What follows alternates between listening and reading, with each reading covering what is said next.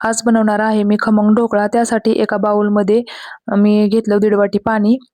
त्यामध्ये टाकला अर्धा चमचा सायट्रिक ऍसिड, अर्धा चमचा मीठ, 4 चमचे साखर,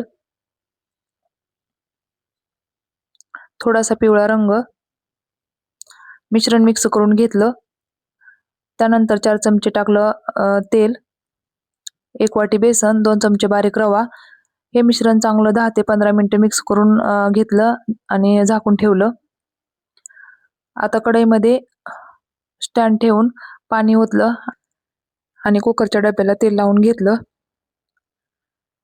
त्यानंतर डबा कढईमध्ये ठेवला. आता पिठामध्ये टाकला अर्धा चमचा खायचा सोडा आणि 1 मिनिट पीठ चांगलं एकाच डायरेक्शन मध्ये फेटून घेतलं आणि कुकरच्या डब्यामध्ये ओतलं आणि झाकून ठेवलं. आता फोडणीसाठी मी इथं घेतले 2 चमचे तेल. त्यामध्ये टाकले 1 चमचा मोहरी, 1 चमचा जिरे, हिरव्या मिरच्या आणि त्यानंतर त्यामध्ये टाकली कोथिंबीर. 1 वाटी पाणी ओतलं. आता 20 मिनिटांनंतर ढोकळा आपला तयार झाला आहे. सुरीला तो चिटकत नाही. आता एका डिश मध्ये मी हा ढोकळा काढून घेतला आहे. बघा खूप जाळीदार असा ढोकळा तयार झाला आहे आणि त्याच्यावरती मी आता हे फोडणी टाकली.